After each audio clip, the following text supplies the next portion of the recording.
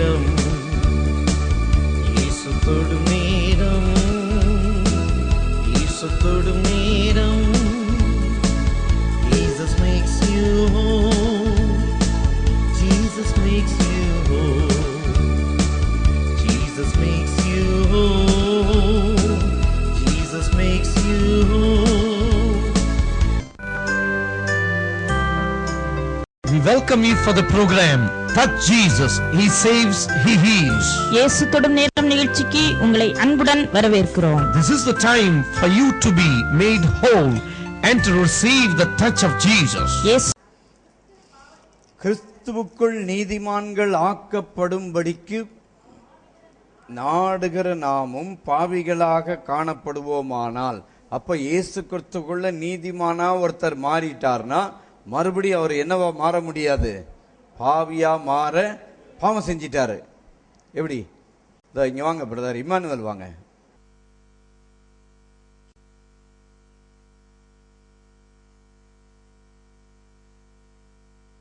முடியுமா? முடியுமா? முடியாதா? பாவம் செஞ்சிட்டாங்க. நீங்க இயேசுவை ஏத்துக்கிட்டீங்க, நீதிமான் ஆயிட்டீங்க, மறுபடியும் பாவம் செஞ்சிட்டீங்க. நீங்க பாவியாக முடியுமா? பாவம் செஞ்சாலும் ஏன் பாவியாக முடியாது? ஏங்க?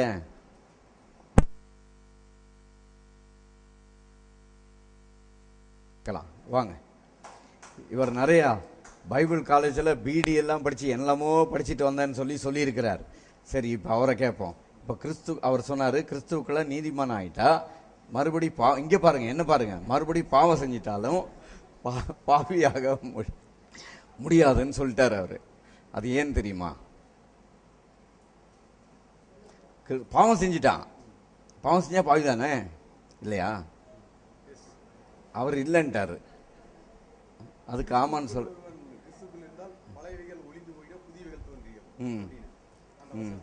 பாவம் செஞ்சிட்டா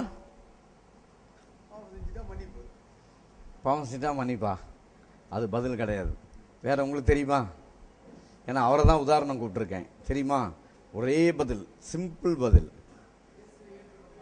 கிறிஸ்துவுக்குள்ள பிறந்தவன் மறுபடியும் ஆதாமுக்குள்ள பிறக்க முடியாது. அதான் பதில், வேற ஒன்றும் இல்லை. சரியா? நீங்க புதுசா வந்ததுனால தப்பிச்சிங்க, விட்டுறேன். சரியா?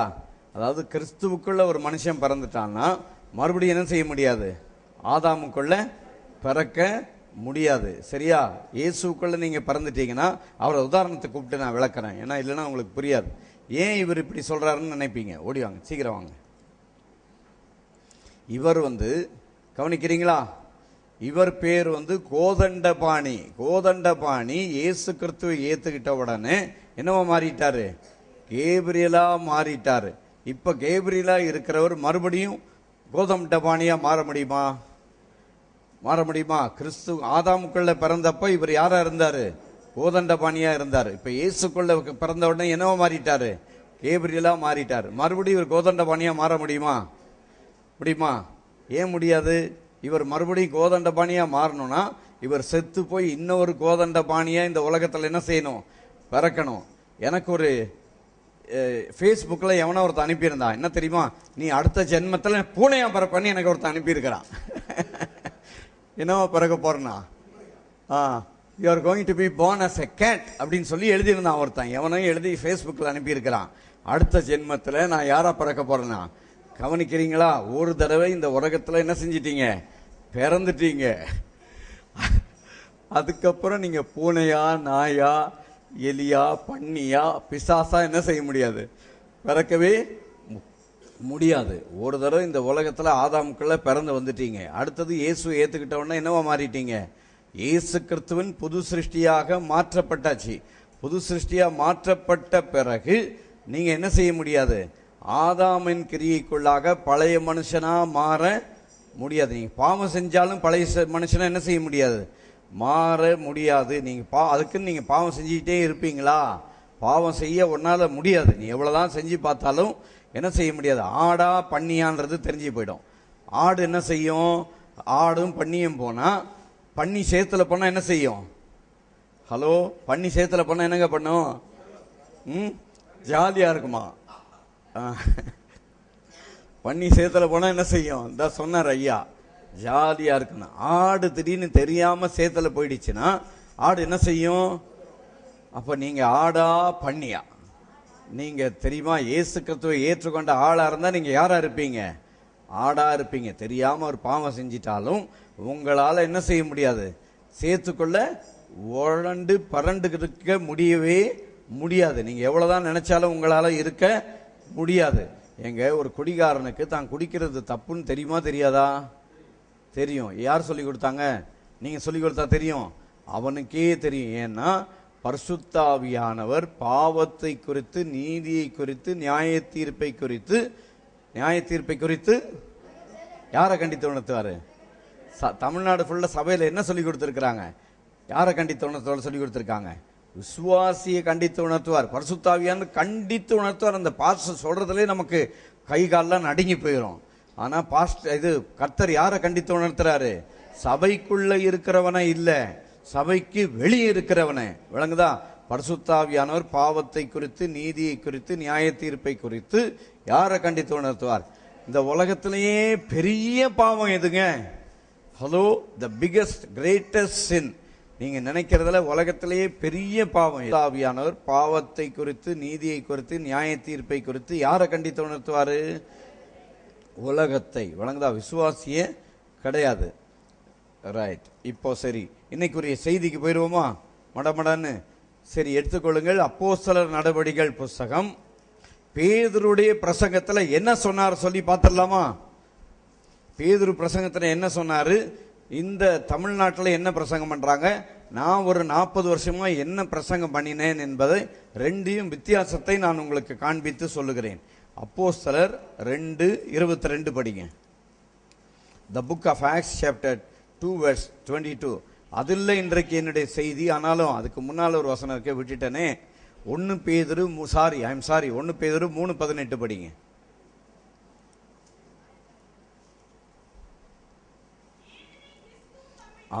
அதுதான். ஏனெனில் கிறிஸ்துவும், இந்த வசனத்தை மனப்பாடம் பண்ணணும். கவனிக்கிறீங்களா? கவனிக்கிறீடா? ஒரு தடவை 10 தடவை சொல்லுவேன் அந்த வசனத்தை. கிறிஸ்துவும் நம்மை, எல்லாரும் சேர்ந்து படிக்கிறீங்களா?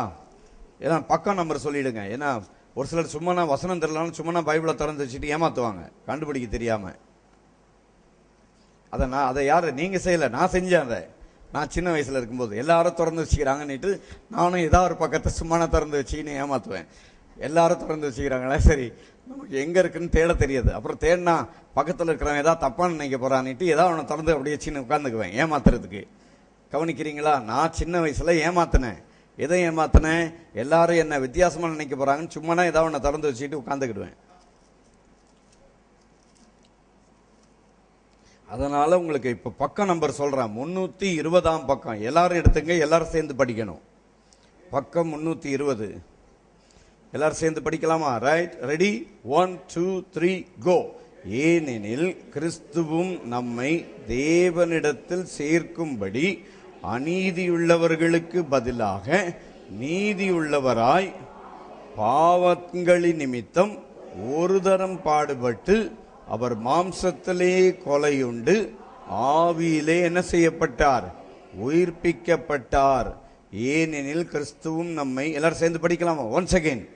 ஏனெனில் கிறிஸ்துவும் நம்மை தேவனிடத்தில் சேர்க்கும்படிக்கு அநீதியுள்ளவர்களுக்கு பதிலாக நீதியுள்ளவராக பாவங்களின் நிமித்தம் ஒரே தரம் பாடுபட்டு மாம்சத்திலே கொலையுண்டு ஆவியிலே உயிர்ப்பிக்கப்பட்டார்.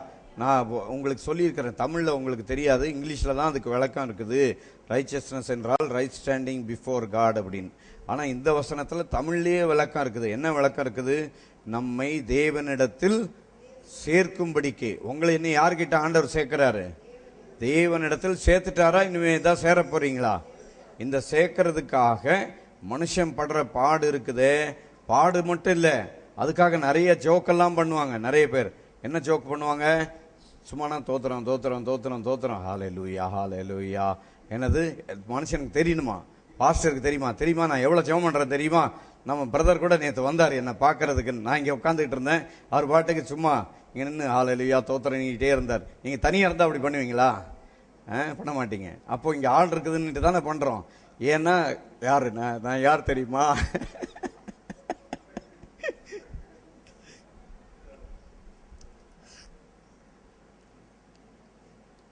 கவனிக்கிறீங்களா நான் என்ன சொல்றேன்னு? இப்படி நிறைய பேர் வருவாங்க, தெருவுல இருந்து வந்து பெல் அடிப்பாங்க. பெல் அடிக்கிற வரைக்கும் சத்தமே இருக்காது. பெல் அடிச்சு கதவை திறந்துட்டோம்னா உடனே பக்தி ஆரம்பிச்சிடும். பக்தியும் சக்தியும் ஆரம்பிச்சிடும். எங்க ஆரம்பிச்சிடும்? என் வீட்டு படியில வந்தவுடனே பக்தி ஆரம்பிச்சிடும். படியில வந்தவுடனே தோத்திரம் ஹல்லேலூயா, தோத்திரம் ஹல்லேலூயான்னு ஆரம்பிச்சிடுவாங்க. இவர் தெருவில் வந்து வாசல்ல பெல் அடிக்கிற வரைக்கும் தோத்திரமும் இருக்காது, அல்லேலியாவும் இருக்காது. ஆனா நம்ம வீட்டு பெல் அடிச்சு கதவை திறந்து விட்ட உடனே படி ஏறும் போது என்ன ஆரம்பிச்சிடும்? தோத்திரம் ஆரம்பிச்சிடும். படி ஏறும்போது என்ன ஆரம்பிச்சிடும்? தோத்திரமும் ஆத்திரமும் ஆரம்பிச்சிடும். ஏன்னா அப்படி சொன்னதான் பாஸ்டர் என்ன செய்வார்? ஒரு 100 ரூபா கொடுப்பாருன்னுட்டு. இதை போல நிறைய கேஸ் நான் பார்த்துருக்கிறேன். விளக்குதா? இப்போ நான் இந்த செய்திக்கு இது ஏற்ற ஒரு வசனம்ன்றதுக்காக சொல்றேன், சும்மா வேடிக்கைக்காக சொல்லலை. இப்போ அதுக்குரிய வசனத்தை இப்போ படிச்சிடலாமா? இப்போ அப்போஸ்தலர் 2:22 படிங்க. இஸ்ரவேலரே, நான் சொல்லும் வார்த்தைகளை கேளுங்கள்.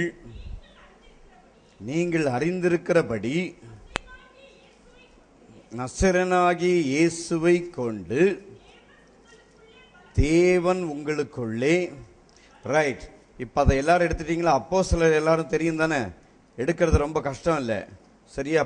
புதிய ஏற்பாடுல 162 பக்கத்துல இருக்குது. எடுத்துட்டீங்களா? 162 பக்கம் எடுத்துக்கிடுங்க புதிய ஏற்பாடுல. அதுல அப்போஸ்தலர் 2:22 எடுத்துக்கிடுங்க. இப்ப படிங்க. இஸ்ரவேலரே, நான் சொல்லும் வார்த்தைகளை கேளுங்கள். நீங்கள் அறிந்திருக்கிறபடி நசரேயனாகிய இயேசுவை கொண்டு தேவன், அதுல நிறுத்துங்க. அப்படி மறுபடியும் நசரேயனாகிய இயேசு கிறிஸ்துவை கொண்டு தேவன், அதுல ஸ்டாப் பண்ணுங்க. மறுபடியும் சொல்லுங்க. நசரேயனாகிய இயேசு கிறிஸ்துவை கொண்டு தேவன். நசரேயனாகிய இயேசு கிறிஸ்துவை கொண்டு தேவன். விளங்குச்சா? என்னது? நசரேயனாகிய இயேசு கிறிஸ்துவை கொண்டு தேவன். விளங்குச்சா? இப்ப யார் இதை சொல்றது? பேதுரு பிரசங்கம் பண்றார். சரி, இந்த பேதுரு பிரசங்கம் பண்ணிட்டு வீட்டுக்கு போயிட்டார். அடுத்த நாள் காலையில் வர்றாரு. எங்க வர்றாரு? தேவாலயத்துக்குள்ள பேதுருவும் யோவானும் போறாங்க. உள்ள ஜெப வேளைக்கு 3:1 படிங்க. இப்போ சரி, ஜெப வேளையாகிய 9ஆம் மணி நேரத்திலே பேதுரும் யோவானும் தேவாலயத்துக்கு போனார்கள். இதை நான் நியாயப்பிரமாணம் பிரசங்கம் பண்ணப்போ நான் பிரசங்கம் பண்ணியிருக்கேன். என்ன பிரசங்கம் பண்ணுவேன்? ஜெப வேளை ஸ்டாப் அப்படின்னு சொல்லுவேன். என்னது? ஜெப வேளை நிறுத்துங்க அப்படின்னு சொல்லிட்டு என்ன கேட்பேன்? நம்ம சபைக்கே ஒரு 10 வருஷமா வந்துகிட்டு இருக்கிற ஆளுக்கு தெரியும், உன் வாழ்க்கையில ஜெப வேளை இருக்குதா? நீ ஜெப வேளை இல்லைன்னா நீ உருப்பட மாட்ட. ஜெப வேளை உன் வாழ்க்கையில இல்லைன்னா நீ விளங்கவே மாட்ட. நீ எந்த பைபிள் படிச்சாலும், நீ எந்த பாட்டு போடினாலும், எந்த ஊழியம் செஞ்சாலும் உனக்கு ஜெப வேளை இல்லைன்னா உனக்கு பிரயோஜனமே படாதுன்னு நான் சொல்லி இருக்கிறேன். கவனிச்சிங்களா? அப்போஸ்தலர் 3:1. இப்போ நியாயப்பிரமாணத்தை பிரசங்கம் என்றால் நல்ல ஸ்பெஷலா பாயிண்ட் சொல்லியிருக்கிறான்னு பாயிண்ட் நோட் பண்ணுவாங்க. பாயிண்ட் நோட் பண்றதுக்காக சொல்லல. தொடர்ந்து அடுத்தது என்ன சொல்றேன்னு கவனமா கேளுங்கள். ஜெப வேளையாகிய 9ஆம் மணி நேரத்துல. அதுல அடுத்தது இன்னொன்னு நான் என்ன பிரசங்கம் பண்ணேன்? இவங்க ஜெபமே பண்ணல, ஜெபத்துக்கு தான் போறாங்க, ஜெபத்துக்கு போகும்போதே அற்புதம் நடக்கும்னு சொல்லிட்டு நான் பிரசங்கம் பண்ணியிருக்கிறேன். விளங்குச்சா? சரி, இப்போ அடுத்தது அதே பேதுரு என்ன கொஞ்ச நேரம் கழிச்சு என்ன சொன்னாரு பார்த்துடலாமா? 3:12 படிங்க. பேதுரு அதை கண்டு ஜனங்களை நோக்கி, இஸ்ரவேலரே, இதை குறித்து நீங்கள் ஆச்சரியப்படுகிறது என்ன? நாங்கள் எங்கள் சுய சக்தியினாலாவது பக்தியினாலாவது. நான் அடிக்கடி சொல்லுவேன்ல, உன் பக்தி இல்லை உன் சக்தி இல்லைன்றது நான் தான் சொல்றேன்னு நீங்க நினைச்சுக்கிட்டு இருப்பீங்க. அதை சொன்னது யாரு? பேதுரு. விளங்குதா? பேதுரு என்ன சொல்றாரு? அதுவும் ஒரு சப்பானி எழும்பி நடந்துட்டான். அந்த பேதுரு என்ன சொல்றாரு? ஏன் பக்தி இல்லை, ஏன் சக்தி. நீங்கெல்லாம் என்ன நினைப்பீங்க? இப்போ ஒரு சப்பானி நடந்துட்டா என்ன நினைப்பீங்க? அடடா, இந்த ஆளை போல ஒரு பெரிய பரிசுத்தமான இந்த உலகத்திலே இல்லைன்னு சொல்லி அவனை கொண்டு தெய்வமாகவே மாத்திடுவாங்க. ஒரு சிலை செஞ்சு வச்சா கூட என்ன செஞ்சிருவாங்க? செஞ்சு வச்சிருவாங்க. ஆனா பேதுரு என்ன சொல்றாரு? படிங்க, வசனத்தை படிங்க.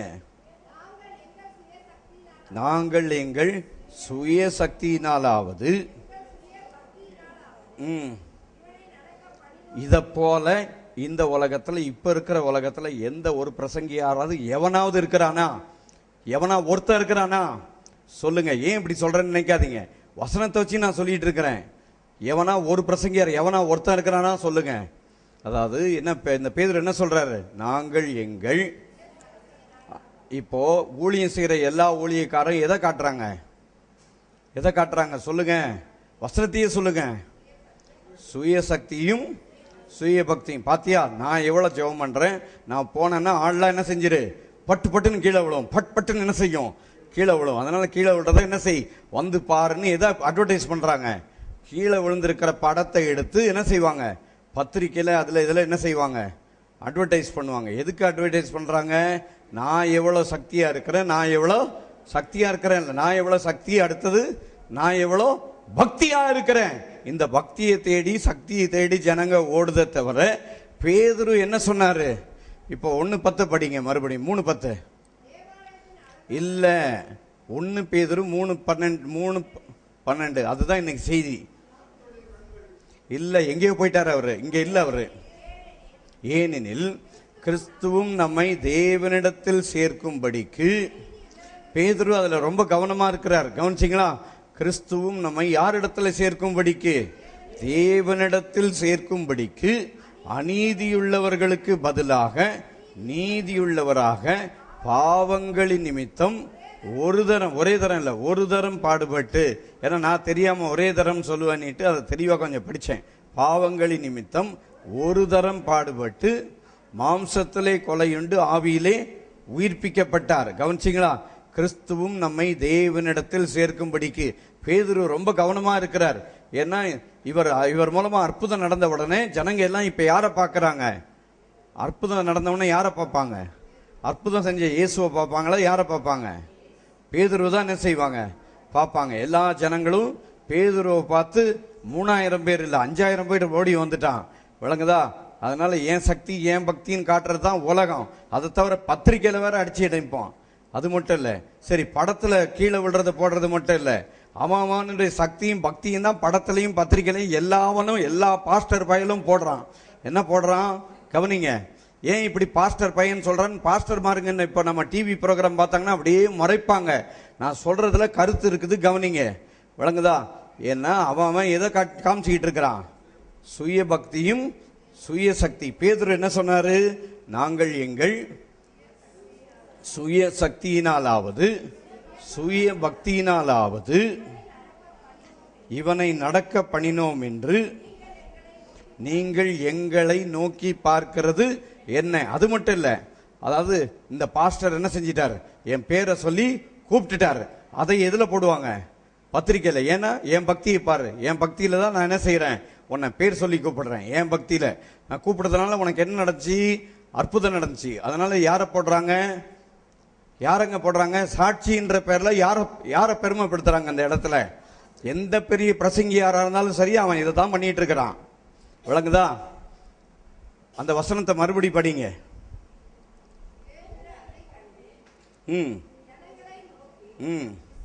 தமிழ்நாடு ஜனங்களுக்கு விழிப்புணர்வு வருவதற்கு காலம் ரொம்ப தூரத்துல கிடையாது, விளங்குதா? ஆமா, இதை போல அதாவது 2000 வருஷம் வரைக்கும் கர்த்தர் காணாதவர் போல இருந்தார். இப்ப 2000க்கு மேல கர்த்தர் புது உடன்படிக்கை எல்லாருடைய கண்கள் திறக்கும்படிக்கு கர்த்தர் தெரிவித்துக் கொண்டிருக்கிறார். மறுபடி படிங்க. பேதுரு அதை கண்டு, இப்போ நீங்க நினைக்கலாம் பாஸ்டர் அவன் பண்றான் இவன் பண்றான் எல்லாரையும் திட்டுறேன் நீங்க நினைப்பீங்க. நான் எல்லாரையும் திட்டல, நான் என்னதான் சொல்லிட்டு இருக்கிறேன், நான் தான் அதை பண்ணினேன். ஏன்னா நான் எவ்வளோ இப்போ ஒரு 15 வருஷமா டிவியில பேசிக்கிட்டு இருக்கிறேன். நான் என்ன செய்வேன், ஒரு மீட்டிங்ல போய் எவனா ஒருத்தன் ஜெபம் பண்ணி கீழே விழுந்துட்டா போதும், அதை என்னது, அதை படம் எடுத்து என்ன செய்யணும், அதை என்ன செய்யணும், ஊர் ஃபுல்லா பார்க்கணும். அதுவும் தமிழ்நாட்டில் விழுந்தது மட்டும் இல்ல, அமெரிக்காவிலையும் போய் கேமராவை கொண்டு ஒருத்தனை எடுக்க வச்சு அங்க அமெரிக்கால கீழே விழுந்த எல்லாரையும் இந்தியாவில் இருக்கிறவன் பாரு என்கிட்ட எவ்வளோ சக்தி இருக்குது பாருன்னுட்டு அதை டிவியில ஒரு தடவை போட்டேன், பல முறை போட்டேன். ஏன் சக்தியை பாரு, ஏன் பக்தியை பாருன்னு, விளங்குதா? அதனால நம்ம சக்தி இல்லை, நம்ம பக்தியும் கிடையாது. இப்ப பேதுரு என்ன சொன்னார்ன்றத மறுபடியும் வாசிங்க. இல்ல இப்போ கவனிங்க, பேதுரு இந்த பிரசங்கம் மட்டும் பண்ணல, அப்போஸ்தலர் 2:22 என்ன பிரசங்கம் பண்ணாருன்றத இதை கொஞ்சம் தெளிவா கவனிச்சிட்டீங்கன்னா உங்களுக்கு நான் என்ன பிரசங்கம் பண்றேன்றது புரிஞ்சிடும். இஸ்ரவேலரே கேளுங்கள், நீங்கள் அறிந்திருக்கிறபடி, அதோட ஸ்டாப் பண்ணுங்க. நசரனாகி இயேசுவை கொண்டு. கவனிக்கிறீங்களா? பேதுரு பிரசங்கம் பண்ணும்போது கூட இயேசுவையும் சொல்றாரு, இயேசு கூட எப்படி அற்புதம் செஞ்சாருன்றத சொல்றாரு. கவனிக்கிறீங்களா? அதுல கொஞ்சம் தெளிவா கவனிங்க. நசரனாகி இயேசுவை கொண்டு தேவன். அப்ப இயேசு கூட நான் செஞ்சேன்னு சொல்லல. இயேசு கூட என்ன சொன்னார்? யார சொல்றாரு? இயேசு. கவனிக்கிறீங்களா? இயேசு யார சொன்னாரு? அப்ப இன்னைக்கு இருக்கிற பிரசங்க எல்லாம் யார சொல்லணும்? இயேசுவை சொல்லணுமா தேவனை சொல்லணுமா? இயேசுவையும் சொல்லணும் தேவனையும் சொல்லணும். அதை விட்டுட்டு இவங்க யார சொல்றாங்க? தன்னை. விளங்குதா? அதனால இப்ப நான் எந்த குறிப்பை பிரசங்கத்துல சொல்றேன்றதை கவனமா கேளுங்க. மறுபடி படிங்க. நசரனாகி இயேசுவை கொண்டு தேவன் உங்களுக்குள்ளே பலத்த செய்கைகளையும் அற்புதங்களையும் அடையாளங்களையும் நடப்பித்து. அப்ப அடையாளங்களையும் பலத்த செய்கைகளையும் அற்புதங்களையும் நசரனாகி பேதுரு என்ன சொல்றாரு? கவனிச்சிங்களா? பேதுரு ரொம்ப கவனமா இருக்கிறாரு. நசரனாகி இயேசு கிறிஸ்துவை கொண்டு தேவன். அதே போல நசரனாகி இயேசுவை கொண்டு தேவன். இன்னொரு வசனம் பேதுரு தான் பிரசங்கம் பண்ணார். எங்க? எனக்கே இவ்வளவு நாள் தெரியாது. இப்போ எங்க இருக்கு? யாருக்கா தெரியுமா? 10:38. அப்போஸ்தலர் 10:38. நிறைய தடவை நான் சொல்லியிருக்கிறேன். நிறைய பேருக்கு நம்ம சபையில் அது மனப்பாடமா தெரியும். நசரனாகி இயேசு கிறிஸ்துவை தேவன் பரிசுத்தாவியினாலும் வல்லமையினாலும் அபிஷேகம் பண்ணினார். தேவன் அவரோடு கூட இருந்தபடியினாலே அவர் நன்மை செய்கிறவராயும் பிசாசின் வல்லமையில் அகப்பட்ட யாவரையும் குணமாக்குகிறவராயும் சுற்றி திரிந்தார். அப்ப பேதுரு யார சொல்றாரு? நசரனாகி இயேசு கிறிஸ்துவை கொண்டு தேவன். அதனால இயேசுவையே சொல்லும் போதே பேதுரு ரொம்ப தெளிவா சொல்றார். யாரு? இயேசுவே தன்னை காட்டல. இயேசுவை என்ன செஞ்சாரு? அற்புதம் இயேசு இடத்துல பெற்றா என்ன சொல்லுவாரு? இதை போய் நீ ஒரு இடத்துல என்ன செய்யாத, சொல்லாதன்னு சொல்லுவார். ஆனா நம்மளால என்ன செய்யுது? இயேசுவை சொல்லல. யார சொல்லுது? இந்த பாஸ்டர் என்ன பேர் சொல்லி கூப்பிட்டதுனால இந்த அற்புதம் எனக்கு நடந்துச்சுன்னு அந்த ஊழியக்காரர் பேரை போட்டு அந்த ஊழியக்காருக்கு ஒரு காணிக்கையும் அனுப்பி. இதெல்லாம் கவனிக்கிறீங்களா? இதெல்லாம் காணிக்கை வாங்கிறதுக்காக நடக்கிற செயல்கள். நல்லா தெரிஞ்சுக்கிடுங்க. நம்ம இவ்வளவு நாள் குருடாக இருந்தது போதும். ஆனா யாரை பார்க்கணும்? அவர் பேரை கூப்பிட்டாரு, இவர் பேரை கூப்பிட்டாரு. நான் கூட பேரை கூப்பிட்டுருக்கேன். தெரியுமா உங்களுக்கு? ஒரு தடவை ஒரு மீட்டிங்லங்க அப்படி கண்ணை மூடினோடனே யாரோ ஒருத்தர் பேர் சொல்ற மாதிரி இருந்துச்சு. உடனே நானும் நம்ம என்னத்துக்கு சொல்லணும்னு சொல்லாம விட்டுறணும்னு பார்த்தா அந்த காதல கேட்ட சத்தம் எனக்கு பொறுக்கலை. சொல்லி விட்டுட்டேன். சொல்லி முடிச்சு ஒன்றும் நடக்காத மாதிரி ஆமேன்னு சொல்லிட்டு உட்கார்ந்துட்டேன். ஜெபம் முடிச்சு ஆமேன்னு சொன்ன உடனே அந்த நான் எந்த பேரை சொன்னனோ அந்த அம்மா ஓடி வந்துருச்சு. விளங்குதா? உடனே இது நடந்தது பாருங்க. இதை சும்மா விட்டுருவேன்னா நான் யாரு? நியாய பிரமாணத்தில் இருக்கிற போதகர் மாதிரி தானே இருந்தேன். அதை டிவியில ஒரு தடவை இல்லை போடு மறுபடி நான் கூட பேர் சொல்லி கூப்பிடுவேன். தெரியுமா என்கிட்ட எவ்வளவு சக்தி இருக்குது, என்கிட்ட எவ்வளோ பக்தி இருக்குது சொல்லட்டுமா? அதாவது மேட்டூர்ல டிஜிஎஸ் தினகரன் பிரசங்கம் பண்ண மேடையில அவங்க என்கிட்ட சொன்னாங்க, தினகரன் ஐயா பிரசங்கம் பண்ண ஃபர்ஸ்ட் மேடை இதுதான் சொல்லி மேட்டூர்ல ஒரு ஊர்ல என்கிட்ட சொன்னாங்க. நான் கேட்டேன், ஆண்டவரே அவரை பயன்படுத்தினது என்னை பயன்படுத்துங்கன்னு சொல்லிட்டு போய் நின்றுட்டேன். நான் எப்பயும் பிரசங்கம் பண்ற மாதிரி பிரசங்கம் பண்ணிட்டு கண்ணை மூடி ஜெபம் பண்ணா அங்க ஒரு ஆள் காதல சொல்லுது, இந்த கூட்டத்தில் சரஸ்வதினு ஒரு ஆள் இருக்கிறார் சொல்லு அப்படின்னுட்டு. நான் சொல்லக்கூடாது, ஆண்டவரே இது கிறிஸ்தவ கும்பலா இருக்குது, இங்க எப்படி சொல்லுவேன்னு அப்படி மனசுக்குள்ள போராட்டம் ஓடுது. அந்த நேரத்தில் அந்த சத்தம் ரொம்ப ஜாஸ்தியாக போச்சு. என்ன பண்ணிட்டேன், சொல்லிட்டேன் மடமடன்னு. இங்கே ஒருத்தர் சரஸ்வதினு ஒருத்தர் இருக்கிறீங்க, ஆண்டவர் உங்களை சுகமாக்குறாரு சொல்லிட்டு ஒன்றும் நடக்காத மாதிரி எனக்கு பயம். ஏன்னா அந்த ஆள் இருக்குதோ இல்லையோன்னு எனக்கு பயம். ஒன்றும் நடக்காத மாதிரி போய் உட்காந்துட்டேன். ஆனால் உட்கார்ந்த உடனே மேடைக்கு ஓடி வந்துருச்சு அந்த அம்மா. ஓடி வந்துட்டு, நீங்கள் சொன்னீங்களே பேரு, நான் தான் அந்த அம்மா, எனக்கு இந்த நோய் இருந்தது, உடனே சரியாகி போச்சு அப்படின்னு. இதை நான் சும்மா விட்டுருவேன்னா? போடு டிவியில் எல்லாரும் என்ன செய்யணும், பார்க்கணும். யார் பக்தியை பார்க்கணும்? என் பக்தியை பார்க்கணும். தெரியுமா, எனக்கு கூட பேர் சொல்லி கூப்பிட தெரியும். தெரியுமா நான் என்ன பிரசங்கியார்? நான் சாதாரண பிரசங்கியார் இல்ல, டிஜிஎஸ் தினகரனை போல பிரசங்கியார். தெரியுமா? அதனால யார் பக்தி, யாருடைய சக்தி? என் பக்தி, என் சக்தி. விளங்குதா? அதனால டிவியில ஒரு தடவை போட்டேன், அந்த ப்ரோக்ராம நிறைய தடவை போட்டேன். எதுக்கு? நம்ம சக்தியை நம்ம பக்தியை காட்டுறதுக்கு. இப்ப பேதுரு யாரை காமிச்சுட்டு இருக்கிறாரு? இப்ப படிங்க, 2:22 படிங்க. நசரனாகி இயேசு கிறிஸ்துவை கொண்டு யாரு? தேவன். விளங்கிச்சா? நசரனாகி இயேசு கிறிஸ்துவை கொண்டு தேவன் என்னெல்லாம் செஞ்சார்? தேவன் பலத்த செய்கைகளையும் அற்புதங்களையும் அடையாளங்களையும். விளங்குதா? 10 வருஷமா ஆண்டவர் டிவியில் பிரசங்கம் பண்ண விட்டா நம்ம படத்தையும் நம்ம ஜோக்கையும் நம்ம பக்தியும் நம்ம சக்தியும் படம் காட்டுறதுக்கு இதுக்காக ஆண்டவர் ஊழியம் செய்ய வைக்கல. விளங்குதா? நான் அவனை வேணா சொல்லலை, என்னதான் சொல்லிட்டு இருக்கிறேன். சரியா? இப்போ அதே ஆளு இப்போ யாரை பிரசங்கம் பண்ணிட்டு இருக்கிறேன்? இப்போ நான் இயேசுவை பிரசங்கித்து கொண்டிருக்கிறேன். விளங்குதா? என்ன நான் காமிக்கல, யாரை காமிச்சுக்கிட்டு இருக்கிறேன்? இயேசுவை காண்பித்து கொண்டிருக்கிறேன். அது கூட பாத்தீங்கன்னா அப்ப இயேசுவாலை கூடுமேன்னு ஒரு பாட்டு பாடுவோம்.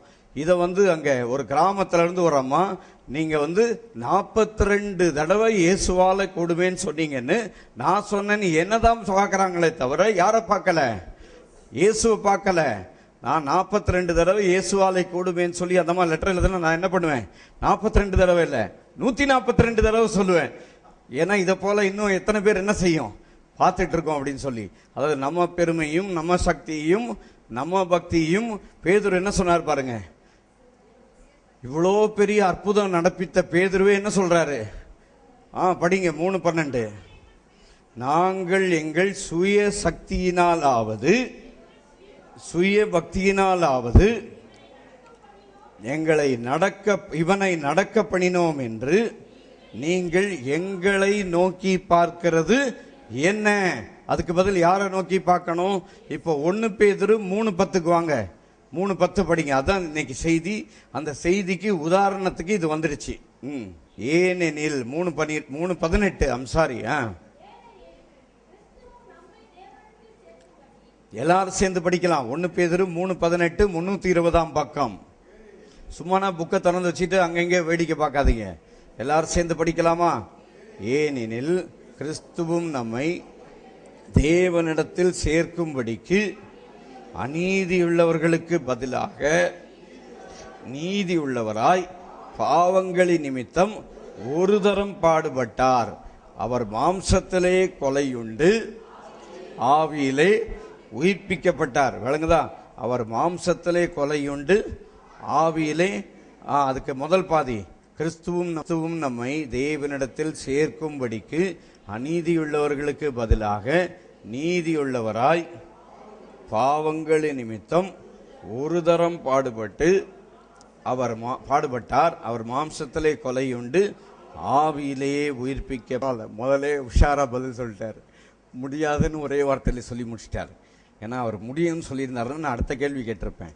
நீங்க எந்த கம்பெனியில் வேலை செய்றீங்கன்னு கேட்டா என்ன சொல்லுவாரு? எந்த கம்பெனியில் வேலை செய்றீங்க? ஆட்டோ பிரிண்ட்னு ஒரு கம்பெனியில் வேலை செய்கிறார். விளங்குதா? நான் இவர் வீட்டுக்கு போவேன் எப்பயாவது ஒரு தடவை ஜெபம் பண்ண போனால் அவங்க கம்பெனியில் வேலை செய்கிற நான் கம்பெனியில் வேலை செய்கிறேன்னு சந்தோஷமாக அந்த கம்பெனியுடைய படத்தெல்லாம் காட்டுவார் என்கிட்ட. அவர் நீதி நிறைவேற்ற முடியுமானா ஒரே வார்த்தையில் முடியாதுன்றாரு. அதில் தப்பிட்டார் அவர். இல்லைன்னா முடியும் அப்படின்னு சொல்லியிருந்தாருன்னா இந்த பேப்பர்லாம் எப்படி கொடுத்தான்னு கேட்பேன். அடுத்தது, உன்னால் நீதியை நிறைவேற்ற முடியாது. உங்களால் நிறைவேற்ற முடியுமா? எந்த மனுஷனும் அதை நிறைவேற்ற முடியுமா? முடியாது. சரி, அப்ப நீதி ஆண்டவர் எப்படி கொடுத்தாரு? இதை ஏன் நான் பேசுறேன்னா, அந்த நீதி மட்டும் நமக்கு தெரிஞ்சதுன்னா நம்ம வாழ்க்கையில உயர்வுக்கு எல்லையே கிடையாது. ஏன்னா நம்ம நீதினால நம்ம என்ன செய்யல? பிழைக்கல. நீதினா என்ன அர்த்தம்? Right standing before God. விளங்குச்சா? ரைச்சியஸ்னஸ்னா என்னது? Right standing before God. அதுதான் 1 பேதுரு 3:18 பதில் போட்டிருக்கு. நம்மை தேவனிடத்தில் சேர்க்கும்படிக்கு. நீதினா அர்த்தம் என்ன? நீதினா என்னதுங்க? நம்மை தேவனிடத்தில் சேர்க்கும்படி. நீதினா நான் உங்களுக்கு சொல்லி கொடுத்தது பிதா முன்பாக நிற்கிற தகுதி அப்படின்னு சொல்லி. ஆனா வசனத்திலே இருக்குது. நீதினா அர்த்தம் என்ன? நம்மை தேவனிடத்தில் சேர்க்கும்படிக்கு. அதனால இந்த நீதியை ஆண்டவர் எப்படி கொடுத்தாரு? எல்லாருக்கும் தெரியும். ரோமர் 3:24 என்ன சொல்லுது? சொல்லுங்க. இலவசமாய் கிறிஸ்து இயேசுவில் உள்ள மீட்பை கொண்டு நீதிமான்கள் ஆக்கப்படுகிறார்கள். நீங்கள் நானும் நீதிமான என்ன செய்யப்படுறோம்? நீதிமானம் செய்வாங்களா ஆக்குவாங்களா? ஹலோ, சோறை செய்வாங்களா ஆக்குவாங்களா? அப்படி சொன்னதான் உங்களுக்கு புரியும். அதனால கேட்குறேன். சோறு என்ன செய்வாங்க? சோறு ஆக்குவாங்களா செய்வாங்களா?